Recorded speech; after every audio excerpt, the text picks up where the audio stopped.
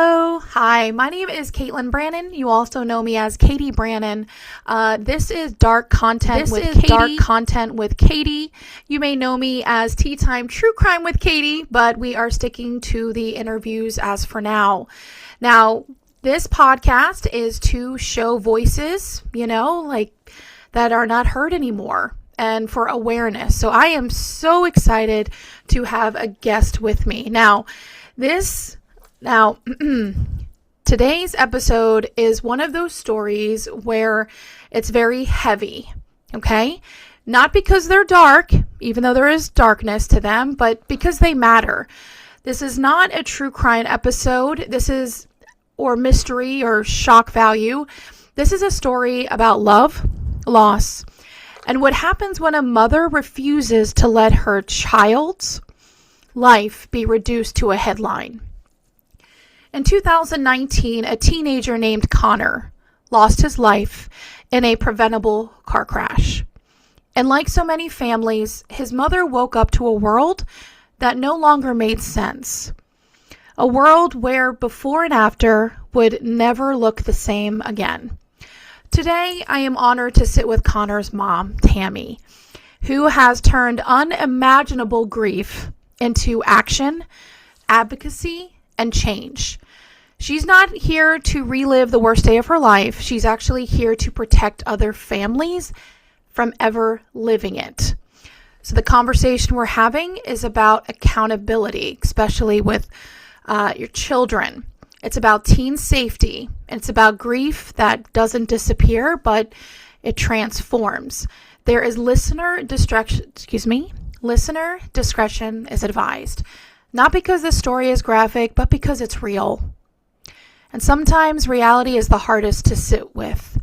So this is Connor's story. This is a mother's love. And this is a reminder that one voice can save lives.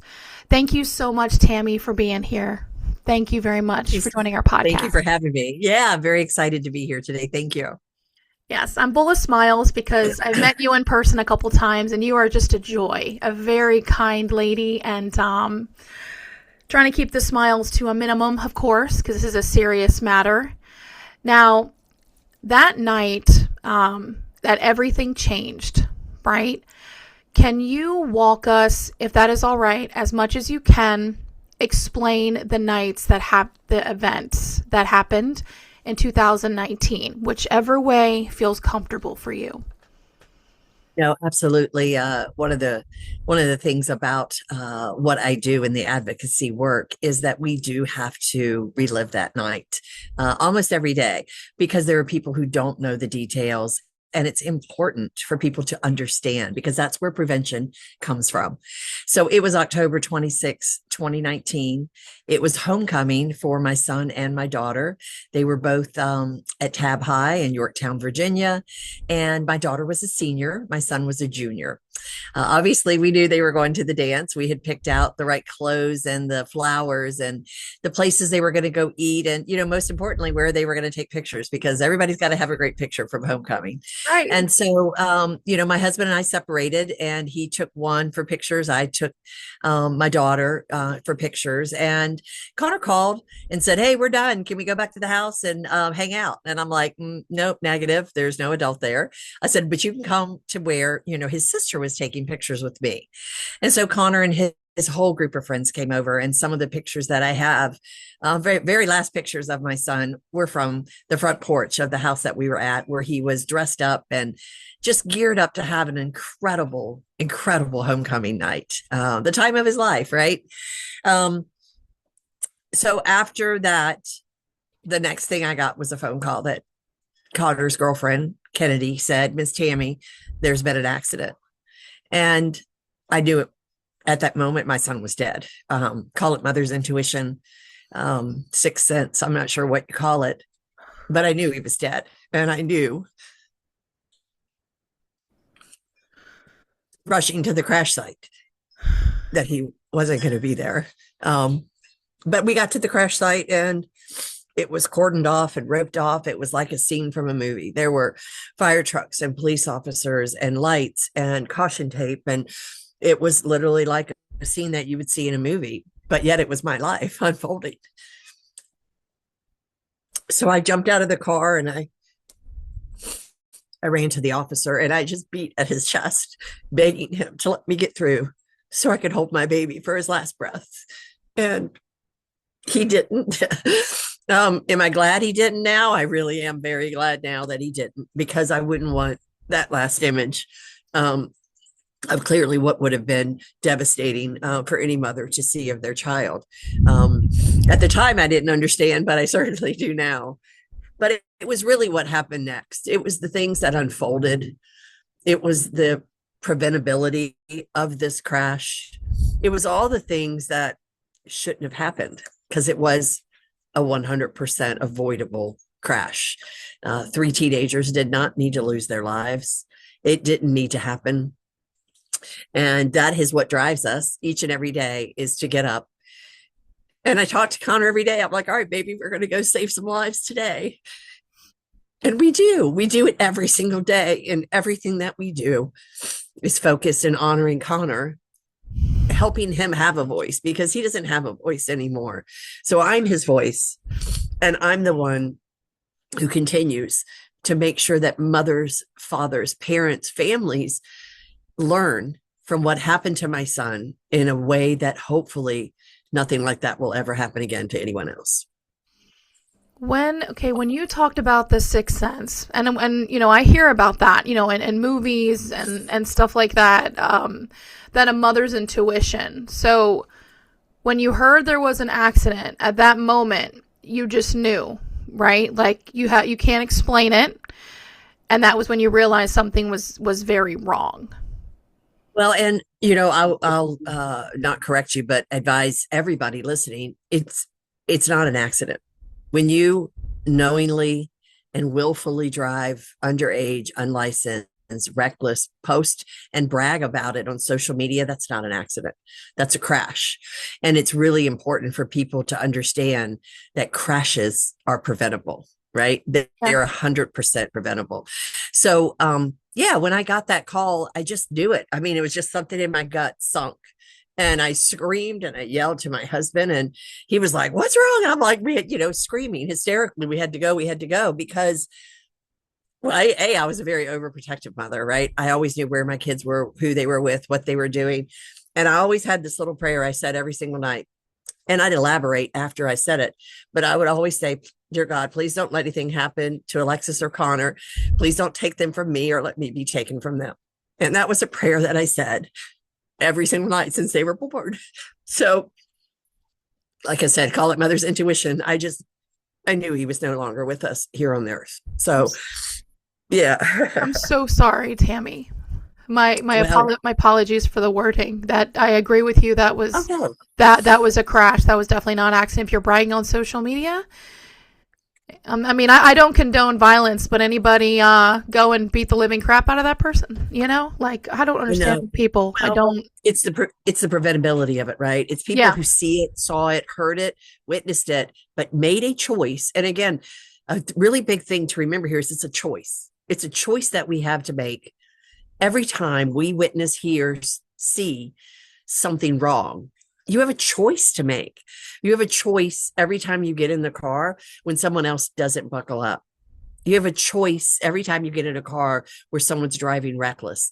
These are choices that we have to make. And it's about standing up for the right thing. And that's what we encourage and work so hard with teenagers and even adults to make sure that they understand how powerful their voice is. That what they see, what could actually come out of their mouth or be written in a text or a tip, how it could save somebody's life. And that's powerful. It's the most powerful thing I can think of, is the ability to save someone else's life. And we work really hard to make sure that people have a safe space to do that. And they know that I'm here and I want to hear about it, and I'm going to help you. And that's the empowerment that we try to give to teenagers. I think that's incredible, Tammy, because I mean, I can't even imagine at all. I mean, I've known mothers who've lost children, and they are like inconsolable to this day. But you turning it around and not, crying in a corner, you know what I'm saying, and hiding yourself Well, what is, I do is it for every mother, right? I know plenty of mothers who couldn't do what I do, who don't want to relive it, don't want to forget, right? We're not no, talking about never, forgetting, never. but not reliving it. But every time I relive it, I'm talking about it, right? I get to see him when I'm giving presentations. I get to talk about him. I get to remember. I get to hear his voice. And for me, that's love, right? That's the ultimate. And being able to share my baby, even though he's not physically here anymore, to be able to share him with somebody else who didn't get to know him, that makes him alive, right? In a sense of a word. Yeah, no, he's around you right now. He's actually with us. He loves you so, so much. Like, I can't, you are so strong, Tammy. Like, all right. One of the questions I have, you don't have to answer, of course. What were some of the hardest realities you had to face in the days immediately following Connor's demise? Well, immediately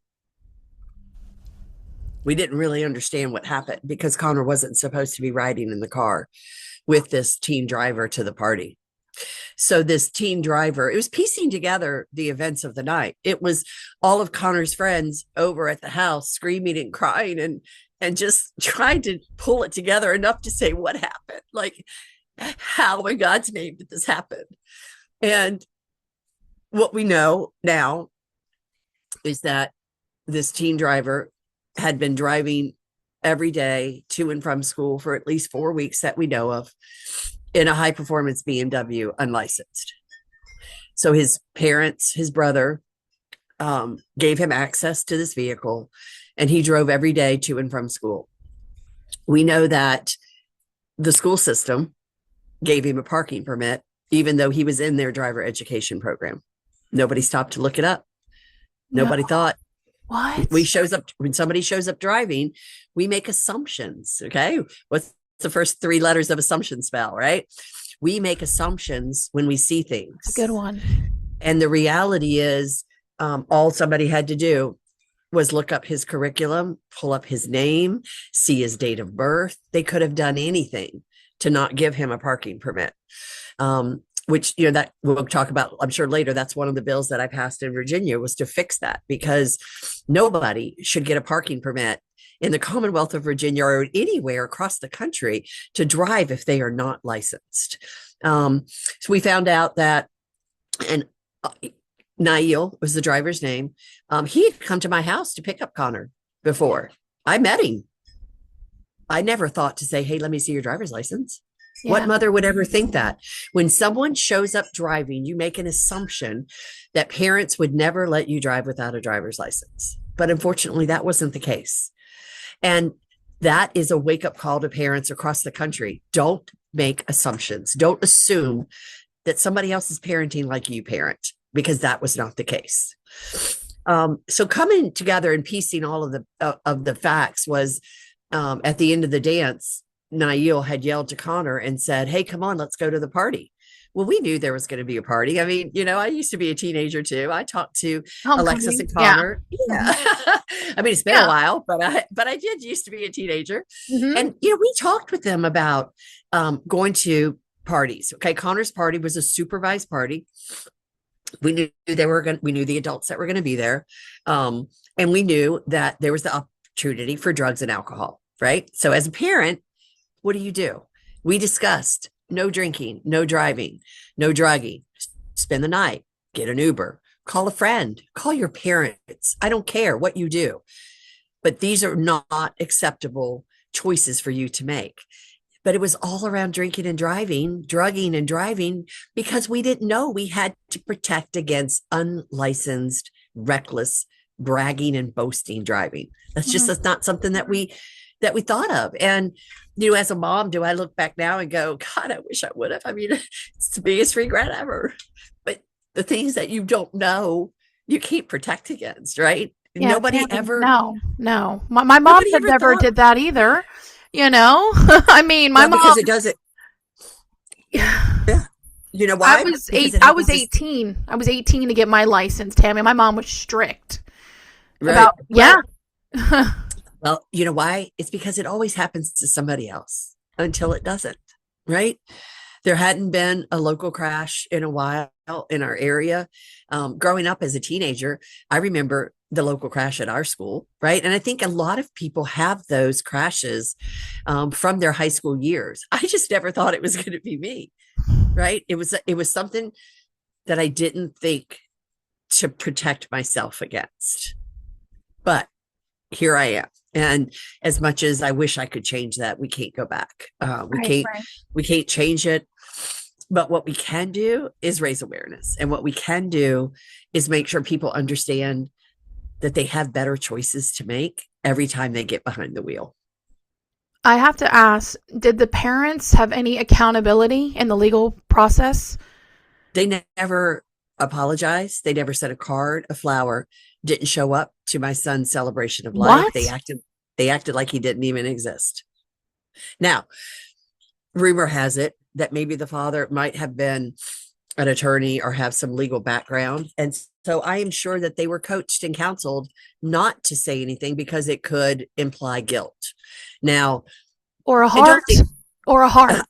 no heart. Yeah, nothing like he didn't never exist. I believe there was a Facebook message at one point to um, out there that the backseat passenger mother, Logan, who passed away, it was in the back seat, that his mother told me about, where Nail's mother had said, "Hey, I'm willing to sit down and talk, to the two parents, i.e. myself and Logan's mom." But never did I get anything direct. And, my husband and I have put ourselves in those shoes. We were like, what if it was Connor? What if Connor was driving? What if Connor was the reason that three boys were dead? And I have to think, and I have to rely on my upbringing and my background, my Christian background, that I would be at their doorstep Yeah, begging Tammy, I'm and like, what are you pleading, talking about? I know exactly what you would do. begging You, and you would pleading be for them. begging and pleading Yes, and with a gift basket of some sort of sympathy and like, listen, I know this is just how much I feel in my heart. Condolences, I can't change the past, but please know that I'm here. Not completely ignore you like it never happened. You can't do that. Like that hurts. it, I'm so it's anger. sorry that you were treated It's like that. Like what? Man, it's anger. put him on It's just it. blast. Let's put him on Yeah. blast. My It's a gosh. well, and there's a lot of people who supported that family and said, "Oh, well, they were just kids being kids. Oh, A it's not life like was you're gonna." lost. Okay, no one Well, got pregnant. A life was right. lost. Well, and You you know? know, I don't.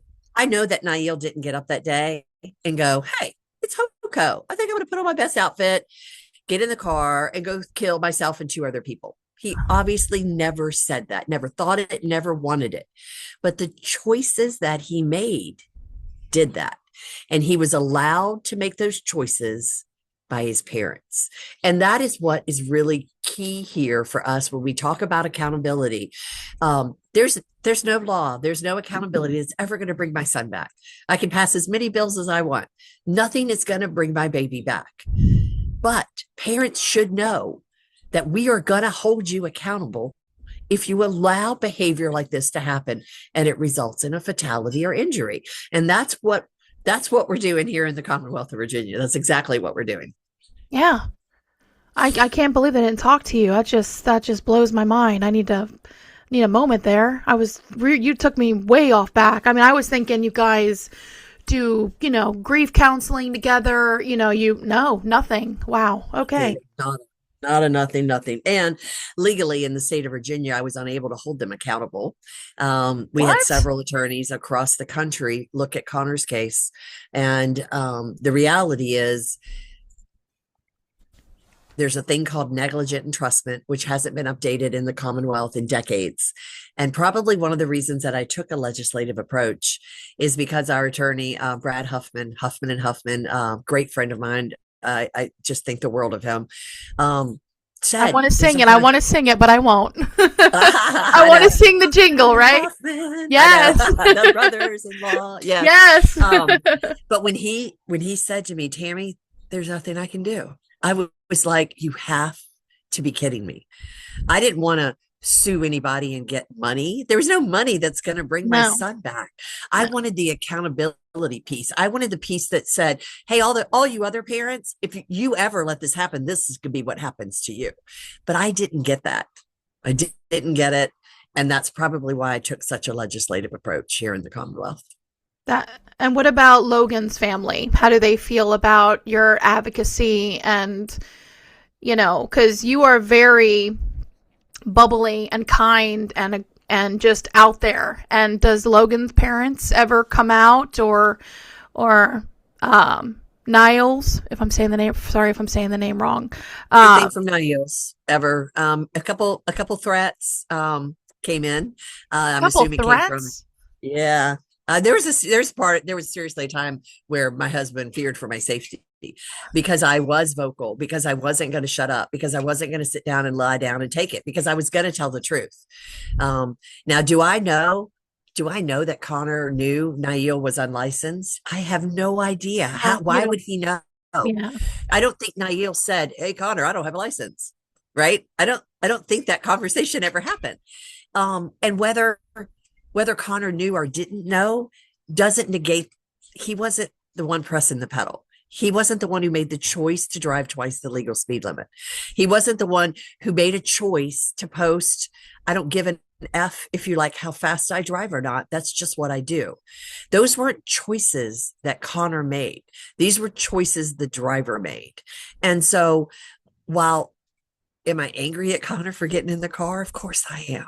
Of course I am. Do I wish he'd have made a better decision? Absolutely, I do.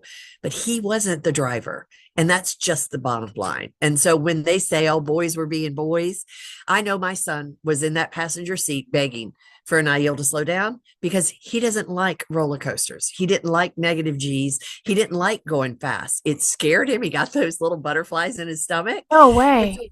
I know he was speaking up in that car. I know he was. And I'll go to my grave with it. I know he was speaking up saying, slow down. So, um, why the why is why I'm here. The why is exactly why I'm doing what I'm doing, because it shouldn't have happened. And that if we don't raise awareness about it, we don't let parents know about it, we don't let teenagers know that they can make better choices, then I am doing a disservice to those three boys who lost their lives. May I ask, did they crash into a tree or into another vehicle, or? So it was a single car crash when they left the dance.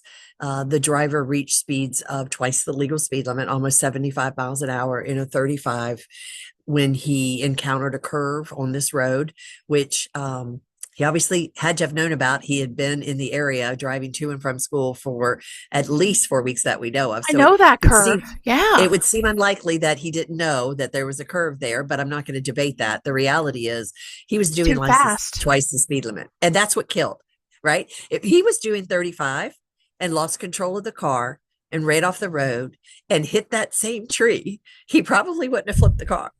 He probably wouldn't have killed all three boys because he didn't have enough speed. But speed is what killed all three boys. And it didn't need to happen.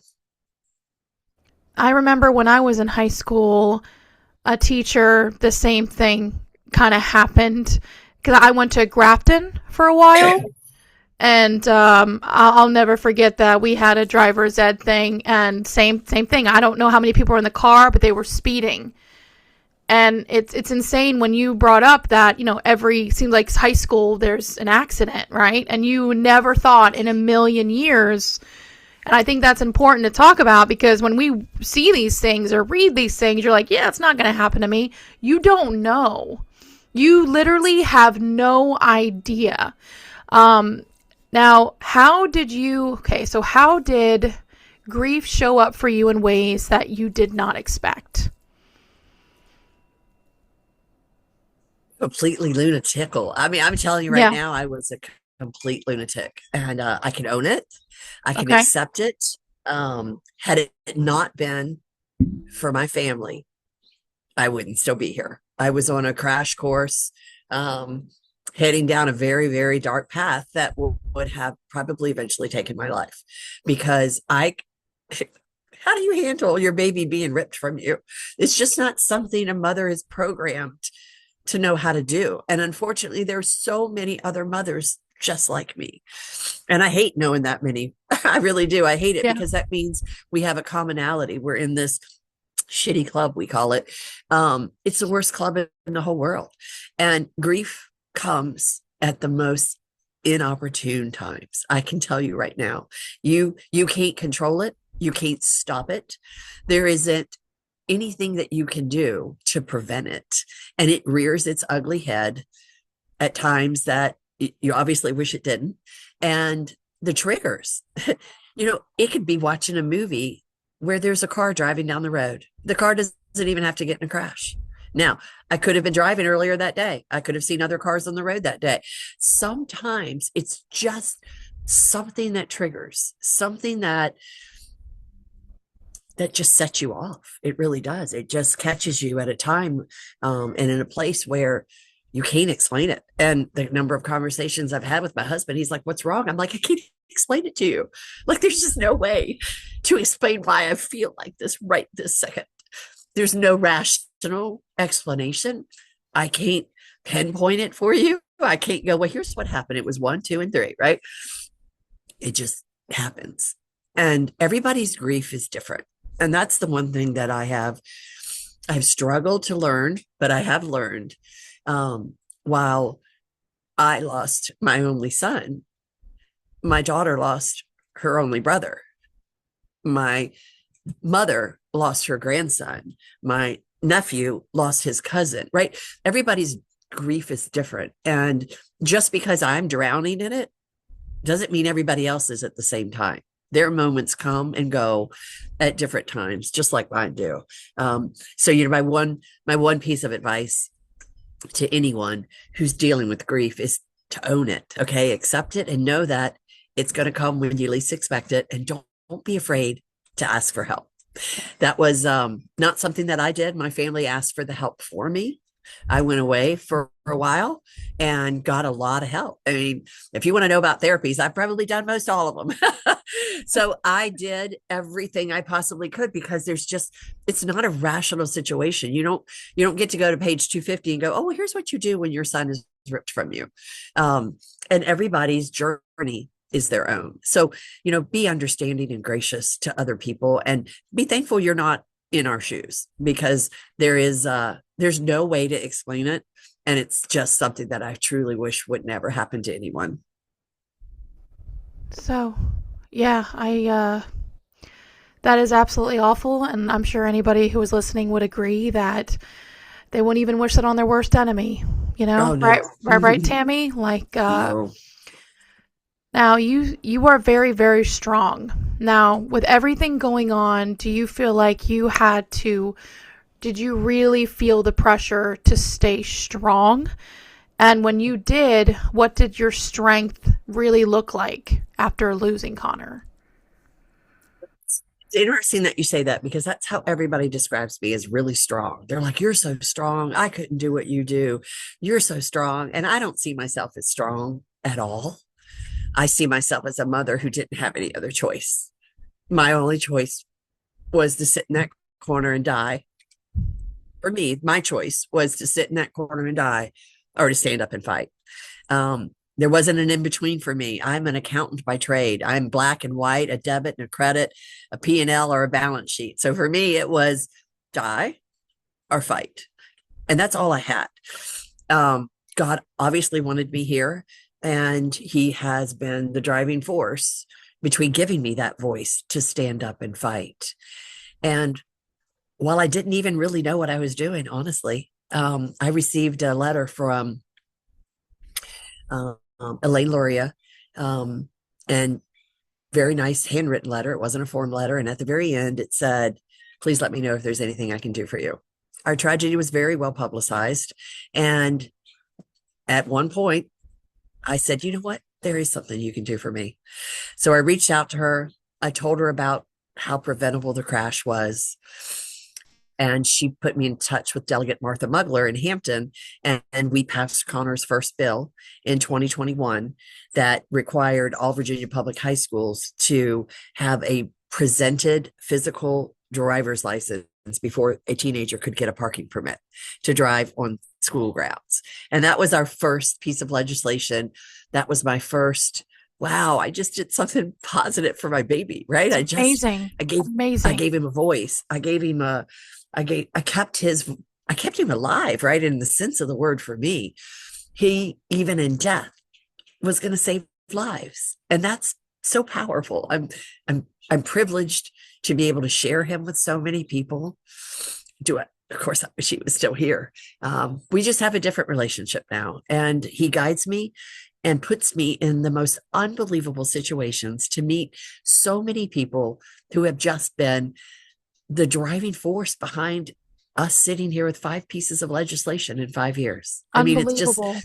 it is unbelievable. I think it's unbelievable too, because I don't know what I'm doing. I am not a politician. I'm not a public speaker, but those are the things that I became. And through God and the love of my baby is the only thing I can give credit to that got me to that point, because I was not willing to lay down and die. I just wasn't. Oh my gosh. That's amazing, Tammy. There are bills still sitting up there. You know what I'm saying? But Yep. you mama bear, you pushed, you made it happen. And Yeah. I think that is like incredible. Like that is, I'm just crying just thinking about that. To accomplish something like that, Tammy, like good God. That's Yeah. amazing. It, Like that is something it do not take lightly at all because, you know, well, but I do it. I don't do it for the credit. I don't do it for people to go, "Ooh, gosh, you passed 5 bill." I do it because they were the right things to do. they're the right They were things. closing gap. They were closing loops and gaps out there that could eventually allow another teenager to be killed. And that's why I did it, because somebody had to speak up. If I didn't speak up, who would? Who Yeah. would speak up and save somebody else? And through that is where we really learned how powerful somebody's voice is. And that's why we created Connor's Anonymous website. If you see something, say something.org, because we know that teenagers know so much and are so afraid to speak up. Nobody wants to be a rat or a snitch. I mean, I didn't in 1986 when I graduated high school. So I guarantee you today, teenagers don't want to be a rat or a snitch either. But what we know is their voice is powerful, that Yeah. they hear things, they see things. And I can't think of a greater power to give somebody than the ability to save someone else's life. Well, you have been saving lives, Tammy. I know it in my heart. I know it in my soul that you are saving families just by doing this legislation. I hope you realize that. Well, I sure hope so, because we work really hard. My God, my heart is just like, you are beautifully intense in the most wonderful way. My heart has been beating so fast this whole time. I'm like, all right, let's just take a breath. I'm like, it's a lot. I mean, this is your life. It's weirdly a calling, and it's amazing how you got grief and you turned it into purpose. Now, it, it wasn't easy, and it's not no, the path. I It's can't not. even. No, and it's not the path for everyone. It was my path. It was my journey. I didn't get to choose it. The cards got chosen for me, but what I could do with those was my decision. And I decided, to fight for other people, because I truly will want another mother to be me. I don't want another beautiful soul to not be able to live out their dreams and their aspirations. So I do it all in honor of Connor, but hopefully continuing to save, as many lives as we possibly can. How did this loss change who you are as a mother, a woman, and a human being? Well, I think you'll probably hear a lot of people say this, who've lost a child, is you're not the same person anymore. That person died on October 26, 2019. Do I look the same? Well, a little older, a few more wrinkles. But I'm not the same person. I'm not even remotely the same person. Do I like some of the same things? Do I have likes, dislikes, interests? Sure, that were very similar to that person, but you're just not the same person anymore. You think differently, you act differently. Everything reacts differently to you. What you see other people or hear other people say makes you react differently. Um, you think about things in a way that you would have never thought about them before. I mean, I won't even walk my dog Keeper without a flashlight because I'm afraid a coyote may come out in the night while I'm walking him and grab me, right? I mean, you you're hypersensitive about everything. Um, Emotionally, it's really hard to love. It really is.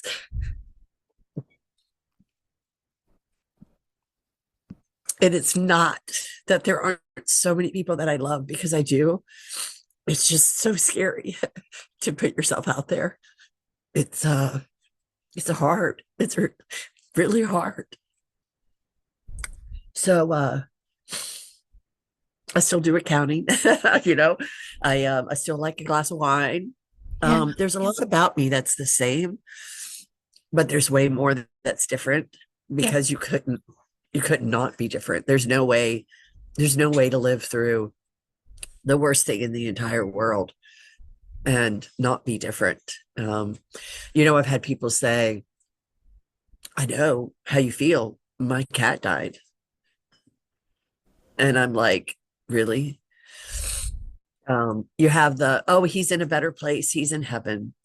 God needed him more than you did. You hear all types of different things that people say that you try to process. I would And the never say reality, that. Yeah, no, I think that's kind of disrespectful in a way. I just like well, to say, I hear you. You have my condolences. Anything you need, I'm here. yeah, it's something that I highly recommend to people when they speak to someone who has had such a traumatic loss. Don't try to relate to it, because you have no idea. No idea. Do exactly like you said. Just say, I'm here for you. If Yeah. there's something I can do, pick up the phone, send me a text. You don't even worry about what it is, what time of day it is, how much it costs, whatever it is you need, call me and I'll be there for you. That's what people need to say, Yes. because you don't understand. You can never understand. And I hope you never do. I do. I really, truly do. I think that's amazing that you said that, Tammy, because we all have loss and everything. But when someone loses a child, again, that is, I mean, you had Kurt Cobain write a song about it, Heart-Shaped Box. That song, I found out, was about, the loss of a child, children having like illnesses because they think that is the worst thing that, could ever happen. So I think it is important for our listeners. Like, I know you guys want to be there and try to be positive. And, if you guys don't know me, I'm a very positive person, but I'm also respectful. And I've been through a lot of grief, but I'm here for Tammy. So I want her to share her story to save families.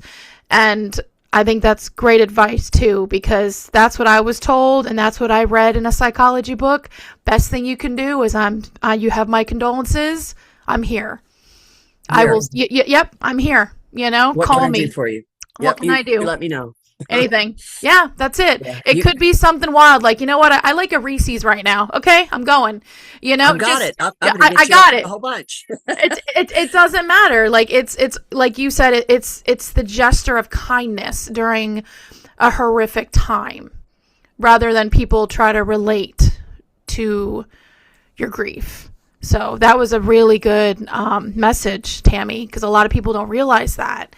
And we're not mad at, I'm not mad at people who do that, but I am kind of like, why would you say that? When I read Well, those, Facebook stuff, and I'm just like, oh no, well, don't. it's like anything else. You don't know until you don't know, right? Until somebody Right. tells you what you don't know, or recommends saying something differently or acting differently, you wouldn't know, because you hadn't been through it, like Yeah. how it's received on the other end. Yeah. I am And curious. I am curious though. Sorry, go on, finish. Forgive no, me. go right ahead. No, you're good. Sorry, love. So, what point did you realize that you're like, okay, because I knew you were in pieces for a while. You did a therapy, you have loved one in your lives, but when did you realize that you're going to turn the grief into advocacy? What was that turning point where you're like, you know what? I'm going to do something about this. Right. Yeah. Um, Well, I'll reference back to that first piece of legislation Mm-hmm. because that was where I realized that my loss could be transformed into something positive. Now, at that time, I certainly, it was still very early on. It was less than 2 years after Connor was killed that I passed that first piece of legislation. But that was probably more of a rules, um, filling a gap, closing a hole kind of a perspective Mm-hmm. versus what I consider I do now, which is real advocacy, which is really getting in front of teenagers, doing high school assembly presentations, speaking at conferences across the country, sharing our grief in a manner in which can be transformed into action. And um, that's really what I feel like we do now. We do we do a lot of different things, from obviously speaking at high schools and conferences, but also corporate fleet companies that have really large fleet vehicles, and realizing that the people that are driving those are out on the road every single day, right? They have choices to make the same way, whether they're delivering a UPS package or whether they're a plumbing business getting parts to the next job, whatever it is. Um, Everybody on our roadway is affected by choices that other people make.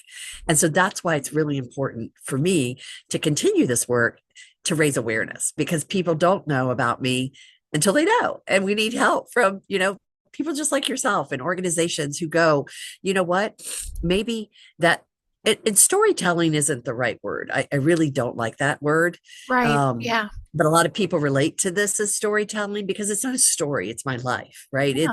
It's real and it's emotional and it's raw. So being able to share something so personal on such a level in which teenagers and adults alike can see me, can hear me, they can see me crying, they can feel my heart. That is powerful, and it moves people to make better decisions. As much as I wish it wasn't me, it is. And I have to use that. I feel like God gave me this gift to use. And wherever I can use it, is what I want to do. I just want, as much as, yes, I don't want people to ever stop saying Connor Guido, right? I don't want his name to not be heard. I don't want it to be Honor said out Guido. loud in the universe. Thank you. Yeah. Um, I want people to understand the power in this story is about choices. It's all about choices and recognizing that every time you get behind the wheel, you have the ability to kill someone else. You have the ability to kill. You're driving a lethal weapon. And nobody, how many people, I ask it all the time. I'll get into an assembly presentation and I'll say, how many of you have ever thought about a vehicle as a lethal weapon? Nobody raises their hand because nobody's thought about it like that. But that's what it is. It's a 5,000-pound lethal weapon. It is no different than if I give you access to a gun and you are unknowledgeable about how to use the gun. Why is that any different than a vehicle? If I give you access to a vehicle that's 5,000 pounds and can go upwards of 90 to 100 miles an hour and you're not educated, why is that any different? It's absolutely not different at all. It's a lethal weapon. And we need to think about it that way. We need to respect it. I was walking Keeper earlier this morning and this guy just blew right through the stop sign in my neighborhood. Like Keeper and I weren't even standing there. I walked right down to the house and knocked on the door. And I'm like, did you even see me standing down there? He's like, what? I said, you just blew through that stop sign and you're going, I know, not 25 miles an hour. I said, you could have killed me or my dog, and that's unacceptable. You need to slow down because I made a choice to speak up. And And what do you that's what I say? encourage. Well, that's what people need to do. We need to speak up. You quit being afraid of hurting somebody's feelings. I know. I'm Quit I'm being I'm there afraid. with you. I'm there with you. Oh, Yeah. I'm like, oh my God, I might hurt your feelings. Well, you know what? My son's dead. You think that doesn't hurt my feelings? Okay. Get over it. Call people out for the things that have the ability to kill, or that they know that they can do better with, right? Or be that person that says, I'm not starting the car till you buckle up. I'm not going anywhere. Be the person that says, dude, you need to ease off that gas pedal. You're going way too fast. you don't have to be mean when you say things. You can make a funny about it, right? Yeah. If you're in a vehicle and somebody's driving too fast, as a girl, you just do the little wiggle dance and go, oof, I got to go to the bathroom. Anything to get the car to slow down, anything that you can do.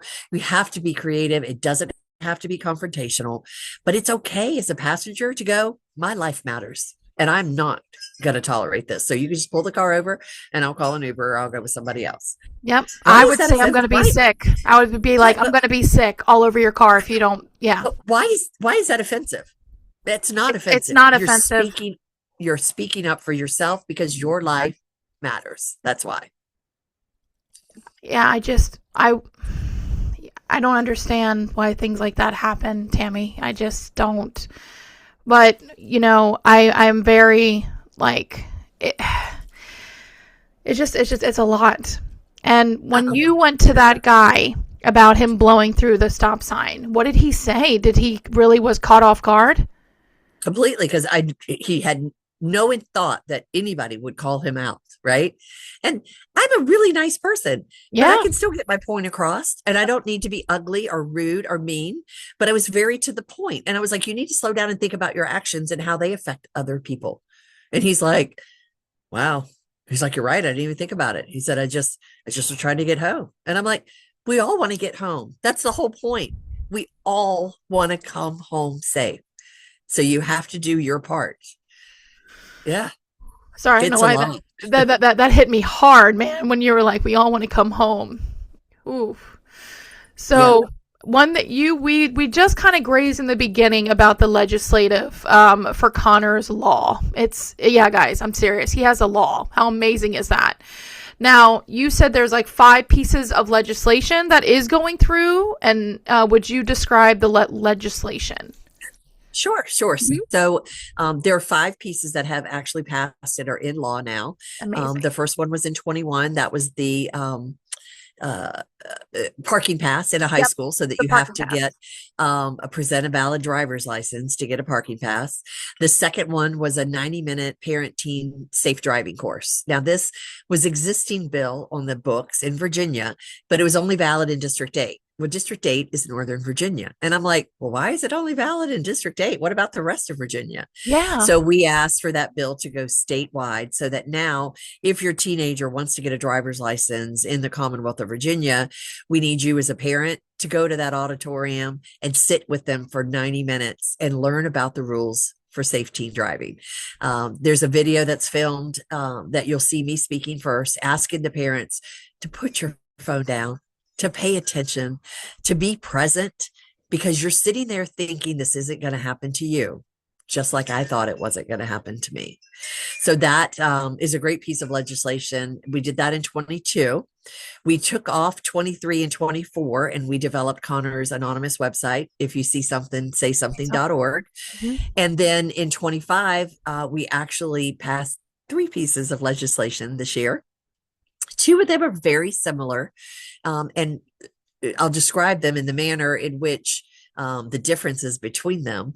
Basically, one bill says that if you know or have reason to know someone is driving without a license and you allow that behavior to happen and they cause a crash, which results in death or injury, we can hold you accountable with a class 1 misdemeanor, which is a year in jail and a $2,500 fine. Now, that language is deciphered in 2 ways, once in the House and once in the Senate version, that says anyone, which means employer, Wow. bus driver, teacher, parent, cousin, friend, anyone who knows someone is driving a license and does nothing about it, and that crash results in fatality or injury, they can go to jail. The other piece of the legislation says parent, right? So if Mhm. you're a parent and you allow your teenager to drive unlicensed in the same scenario that causes a crash, which results in injury or death, you can go to jail. So basically, we were making it very clear, if you're a parent, and even if you're not a parent, if you know and you do nothing, we're going to put you in jail. Now, does that mean Rightfully should. someone's going to somebody's going to show up at your door and arrest you. No, there's going to be an investigation, just like Of any other course. police Of course. investigation. Yeah. And if they find that you knew, if there were text messages back and forth, if they find that, you know, I don't even know. I don't know how to do an investigation because I'm not a police officer. But if Right. Right. somehow they find out that you knew this person was unlicensed and you condoned the behavior, you rode with them, you talked about it, and then they got in a crash and killed somebody, that you should be held liable. You should have spoke up. Yeah. This is what we were just talking about in a vehicle, speaking up when somebody's driving too fast. It's no different than if somebody's driving unlicensed. No different at all. So the third bill that we passed this year is a little more complicated. In the state of Virginia, there are 36 districts that do not offer behind the wheel as part of high school driver education. So where did you take driver's ed? Did you take it in high school? Or did you take it at a third party school? Because it wasn't offered at your high school. You know what? I don't remember. It was in Gloucester, though. It was wild. It was my first day driving, and it was raining, and they took me to Gloucester. I was scared to death. But, man, if you want to go, that was but I can't remember. I think it was third party because I had to drive not at the school. I had to go somewhere else. Right. So what happens is if you live in one of those 36 districts that don't offer behind the wheel, that means you have to go to a third party driving school, right? Yeah, what if I did? What if you're a low income minority family and you can't afford the $300 to $600 it costs to go to that school? What does your team do? Yeah, what do they do? I don't know. Do they drive anyway without a license? Are we perpetuating unlicensed driving in the Commonwealth of Virginia? Are we enabling? We are enabling. That's exactly correctly right. Now, I'm not here to say that every teenager who can't afford the driving school is driving unlicensed. That's not what I'm saying. No. I'm saying we need to eliminate that loophole. So the bill that we passed was encouraged. We encouraged all 36 districts to get on board and start offering behind the wheel as part of high school driver's education. God, Tammy, that's amazing. Yeah, it's good stuff. It's good stuff because we want everybody in the Commonwealth to have access to high caliber, quality education when it comes to driving. High caliber, quality driving education. So there's a pot of money out there that schools can pull from. Now, is there going to need more money out there for it? Absolutely. But that's okay. If we can get these 36 districts on board, that's a good thing. And that means we've got control over their education through the Virginia Department of Education. Okay. It sounds like we all have some work to do. People who are listening to the podcast. So how can we support? How can we help with the foundation? Is there a website? Are you going to have an event? I know you had a couple events that happened recently, like one at New Year's. How did it go? Was it amazing? It was absolutely amazing. We are so thrilled with how that came out. Oh, that's awesome. I mean, it's just amazing when I see so many people coming together to support and realize that they never knew who I was. Some of them knew about the crash, some of them didn't. But the reality is that we can touch so many people. That's important. That's good work right there. But I want to go back real quick to those 36 districts. We do have a list of those 36 districts, and I want to point out that York County is one of them. And where was our crash? York County. Poquoson is one of them. Norfolk is one of them. Isle of Wight is one of them. There are Chesapeake. There are a lot of local schools that aren't offering behind the wheel. And that's where your voice comes in. Call up and ask why not. Call up and say, there's a bill that was passed. Why haven't we started doing this? We need to make sure that everyone has access to that education, and not just the people who can afford it. It should be for everybody. So it should be for everybody. It should. So sidebar there. Sorry about that. No, please don't be sorry. Thank you. Yeah. Please. I'm here for you. Yeah. I want to help you as much as I can, that's thank you. Amazing, Tammy. Um, Yeah, we've uh, got we actually have three new pieces of legislation that we're introducing this year as well. So you'll hear lots more. I am um, so excited. it's good stuff. It's good stuff. It's about obviously everything that I do is driver education focused, accountability focused, and making sure that parents can make good decisions in for their child's driving education. So, but what can people do? Obviously follow us at ConnorGuido.com. Mhm. We're also on the Guido Memorial Foundation for Instagram, LinkedIn. We have all types of different handles out there. Don't even ask me. I've got social media people. I don't know what all that is. But also the anonymous website. If you see something, say something.org. So that website is out there and designed to help teenagers report anonymously anything they know is wrong. But I want to caveat that because I said anything. I didn't say driving. It can be driving. It can be speeding, unlicensed driving, but it can also be drugs, alcohol, bullying, sexual assault, ammunition. We've even gotten school bombing and school shooting tips. And I'm just Connor's mom, right? This means you can make a difference. Everybody has the ability to speak up when they hear something that's wrong and know that any of those choices, bullying, sexual assault, anything that's happening, if you know it's wrong, we want you to speak up. We will work with the local authorities based on the tips that we get, and we let them handle it. I don't handle it. I'm not a professional. I don't claim to be. I am your middleman, keeping you confidential. That's what we are. So when those tips come in, I don't even know who you are. They're completely encrypted. I cannot get back to you unless you provide me your email address or phone number. So when those tips come in, I tell you they are 100% anonymous. And we want to make sure that people know that their voice can actually save someone else's life by using that website. But if you see something, say something.org is out there, as well as ConnorGuido.com.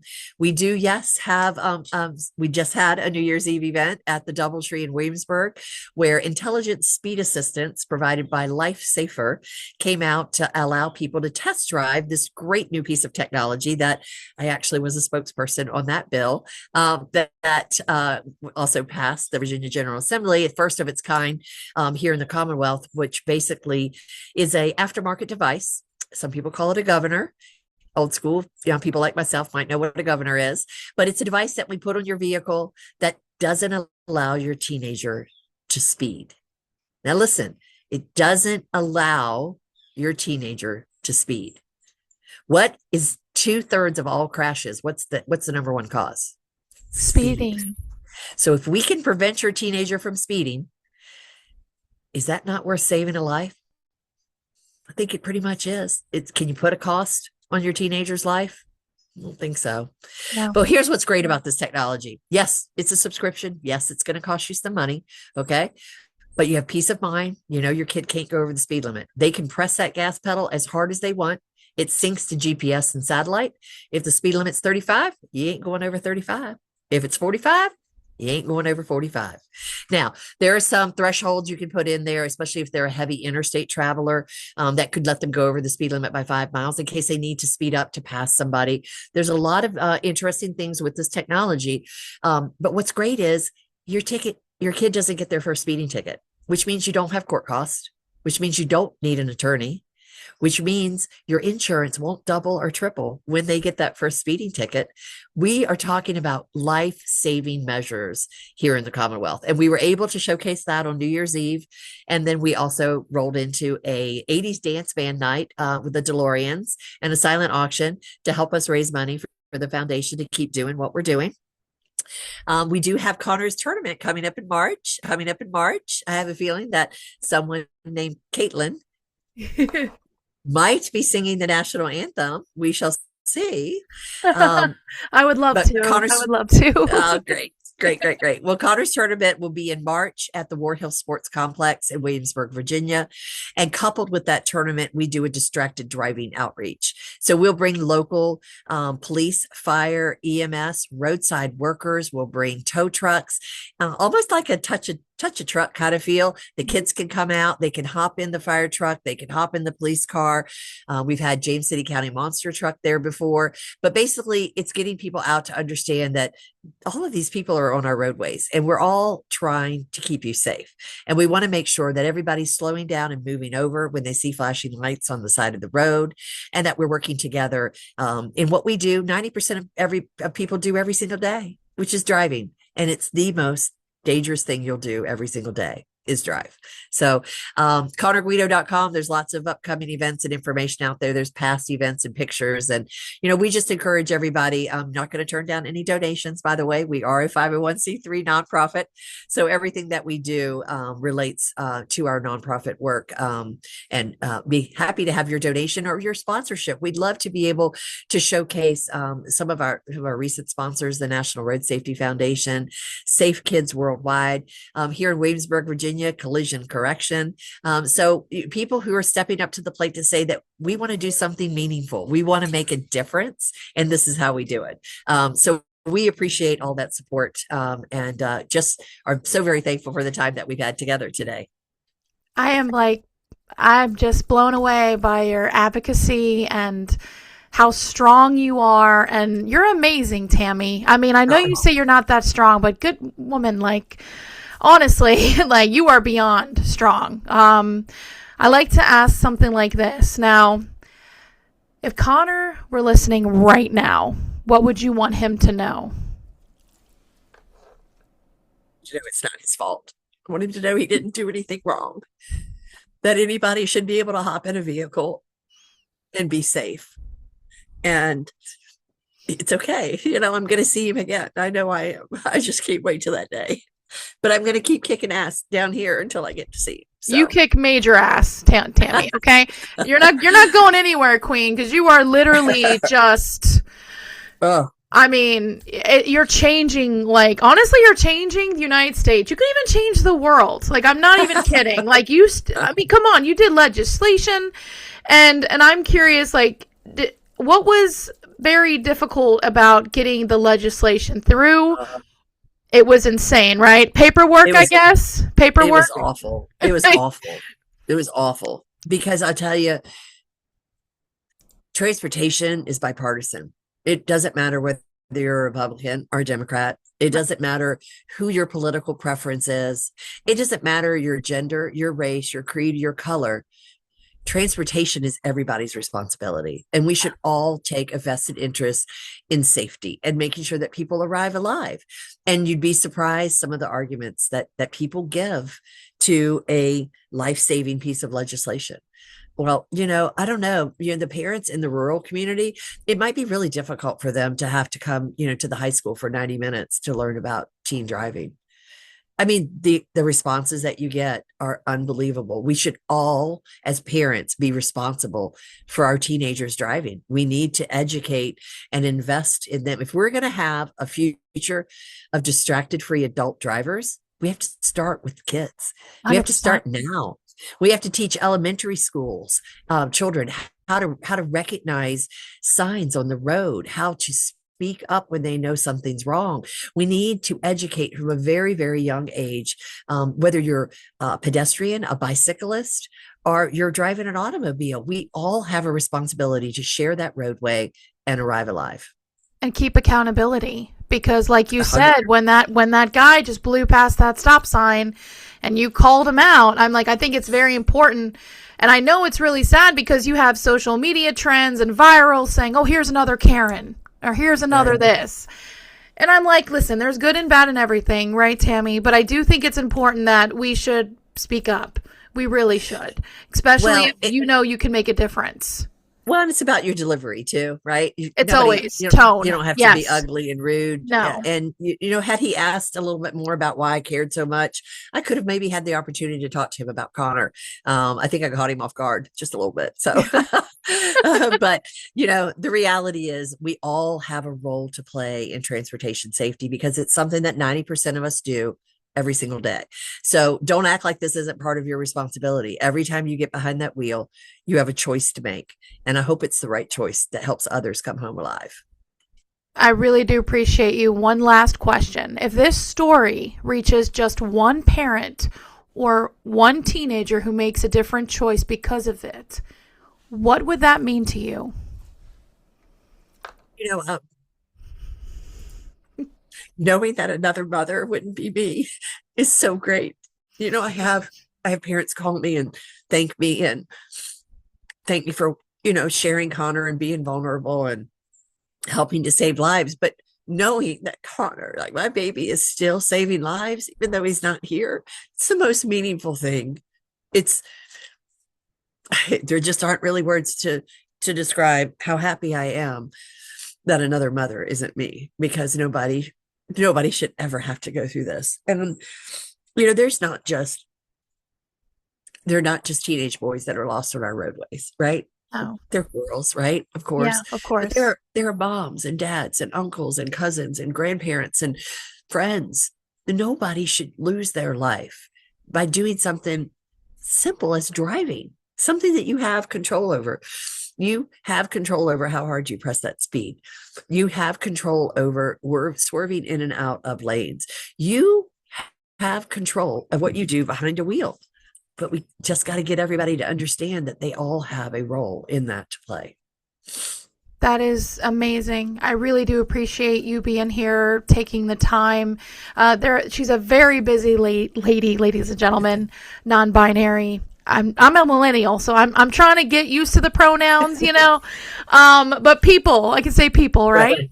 I relate to what is Yes, it? You have to he, her, he, she, her. I don't know. I don't understand all that either. no, yeah, it's all good. Like I'm a little younger than you. We're not too far off. And I really appreciate you being here. And Tammy, please, if you need anything, please don't hesitate. And anybody who's listening, please take care of Tammy Gweedo. I mean, donate to the foundation, or even show up, or even share her post.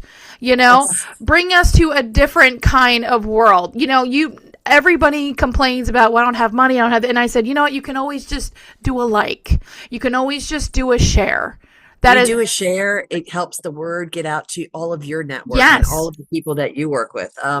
Every Friday we have Keeper Friday. Keeper is my service dog. He travels all over the country with me. He was born a week after Connor was killed, and truly one of the only other reasons that I'm still here is that he saved my life. He's just amazing. But every Friday we have Keeper Friday, and Keeper reminds us on Fridays what we should and shouldn't be doing and what we can do to help other people. So, follow us, on our social medias, and like you said, help share. If you can't do anything, you can do that. And that's enough. And we appreciate that. Yeah. Well, have an amazing weekend. It is Keeper Friday, ironically, right? It's Keeper Friday. And as always, I drank tea, right? And it is, this time it's True Honey Tea's lemonade lavender, and it tastes like Fruity Pebbles. I definitely recommend them. It's amazing. It's very, very good. They actually put honey granules in the tea, Tammy. It's incredible. And Wow. yeah, I actually helped them at a vendor show once. One of my friends said, hey, do you have any plans to help with this vendor? And I love helping small business. I'm a small business woman as well, in finance. So I know how it's like to network and work hard. But we all have to stick together. We all have to help each other. And definitely, please help out Tammy. She is amazing. This is not going to be the last time we're going to hear about her. I have a feeling she's going to take over the world. Okay. So, thank you so much for being here. And as always, you are loved. You are cherished. And remember, you are doing better than you think. Bye, guys. Thank you.